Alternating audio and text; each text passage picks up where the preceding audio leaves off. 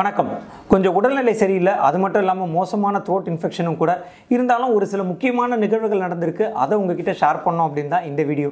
என்ன அந்த செய்தி அப்படின்னு பார்த்தீங்கன்னா, பிஸ்னஸ் செய்யறதுக்கும் பிஸ்னஸ் ஆரம்பிக்கிறதுக்கும் உகந்த மாநிலங்களுக்கான பட்டியல் அப்படின்னு இருக்குங்க. அந்த பட்டியலில் இவ்வளோ நாள் தமிழகமும் 14வது இடத்துல இருந்திருக்கு. இந்த 14வது இடத்துல இருந்து இந்த ஓராண்டுக்குள்ளே தமிழகம் முன்னேறி 3வது இடத்துக்கு சேர்ந்திருக்கு.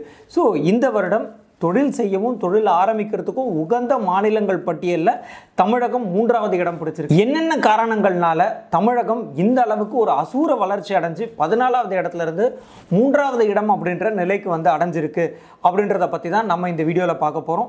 அது மட்டும் இல்லாமல் நீங்கள் பிஸ்னஸில் இருக்கீங்க, இல்லை பிஸ்னஸ் ஆரம்பிக்க போகிறீங்க அப்படின்னா உங்களுக்கு தேவையான ரிஜிஸ்ட்ரேஷன்ஸ், லைசன்சஸ் இதெல்லாம் எப்படி வாங்குறது, அதோடைய பெனிஃபிட்ஸ் என்ன, அதுக்கான லிங்க், இது எல்லாத்தையுமே நம்ம ஒரு பிடிஎஃப் டாக்குமெண்ட்டாக க்ரியேட் பண்ணியிருக்கோம். உங்களுக்கு அந்த பிடிஎஃப் டாக்குமெண்ட் தேவைப்படுது அப்படின்னா டிஸ்கிரிப்ஷனில் இருக்கக்கூடிய லிங்கை கிளிக் பண்ணி இந்த பிடிஎஃப் டாக்குமெண்ட்டை நீங்கள் டவுன்லோட் பண்ணிக்கலாம். நான் அறிவழகன், நான் ஒரு பிஸ்னஸ் லாயர். என்னோட கம்பெனி பேர் லா இன்டெலிஜென்ஷியா. அண்ட் இந்த சேனலோட நோக்கம் என்ன அப்படின்னு பார்த்தீங்கன்னா, பிஸ்னஸில் இருக்கக்கூடிய தொழில் முனைவோர் அத்தனை பேரும் எந்த விதமான சட்ட சிக்கல்களும் இல்லாமல் தன்னோட பிஸ்னஸை சக்ஸஸ்ஃபுல்லாக பண்ணணும் அப்படின்றதான் எங்களோட எண்ணம்.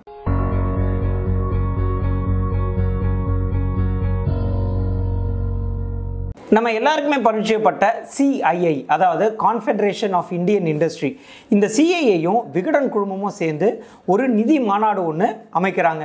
இதில் நூற்றுக்கணக்கான ஆண்டர்பிரினர்ஸ் இதில் கலந்துக்கிறாங்க. இதில் சிறப்பு விருந்தினராக தமிழகத்தின் நிதியமைச்சரான பிடிஆர் பழனிவேல் தியாகராஜன் பங்கேற்றிருந்தார். இவர் தன்னுடைய உரையில் மத்திய அரசின் அறிக்கையை மேற்கோள் காமிச்சு தொழில் தொடங்கவும் தொழில் புரியவும் உகந்த மாநிலங்கள் பட்டியலில் தமிழகம் இவ்வளோ நாள் வரைக்கும் 14வது இடத்துல இருந்தது. திமுக ஆட்சி ஏற்று இந்த ஓராண்டுக்குள்ள தமிழகம் 14வது இடத்துல இருந்து அசூர வளர்ச்சி அடைஞ்சு 3வது இடத்துல வந்திருக்கு அப்படின்னு சொல்லியிருக்காரு.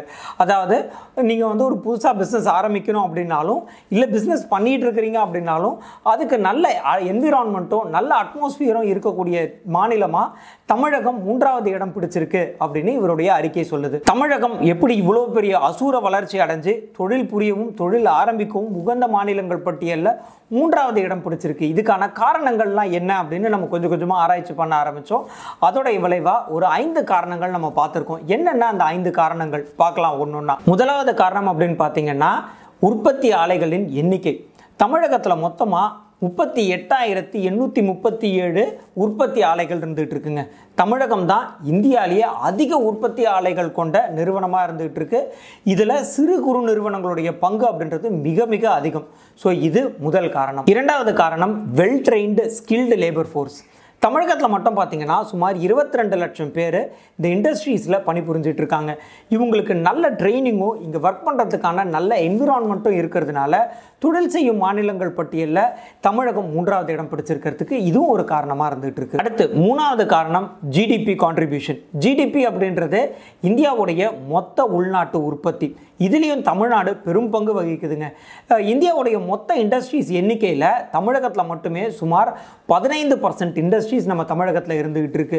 இந்த காரணத்தினால தமிழகத்தில் ஆண்டுக்கு ஆண்டு உற்பத்தி அப்படின்றதும் அதிகரிச்சிட்டு இருக்கு. இந்த ஒரு காரணத்தினால தமிழகம் ஜிடிபி கான்ட்ரிபியூஷனில் 2வது இடத்துல இருந்துகிட்டு இருக்கு.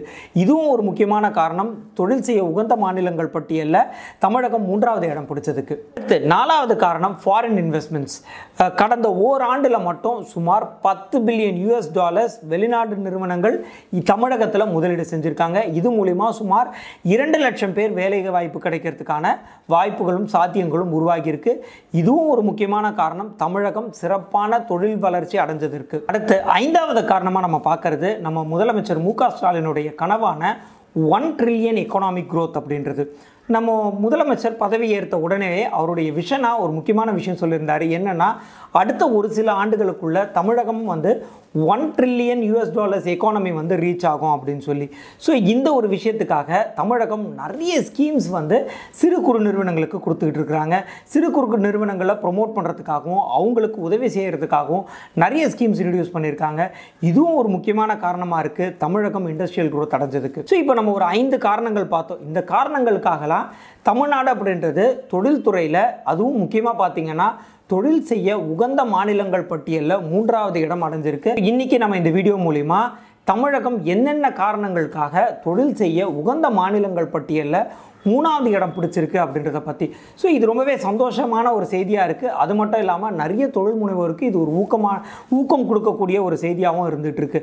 ஸோ இந்த மாதிரி பிஸ்னஸ் ரீதியான நிறைய தகவல்கள் தெரிஞ்சுக்கிறதுக்கு எங்களோட சேனலை சப்ஸ்கிரைப் பண்ணுங்கள். நான் அறிவழகன், நான் ஒரு பிஸ்னஸ் லாயர். நன்றி, வணக்கம்.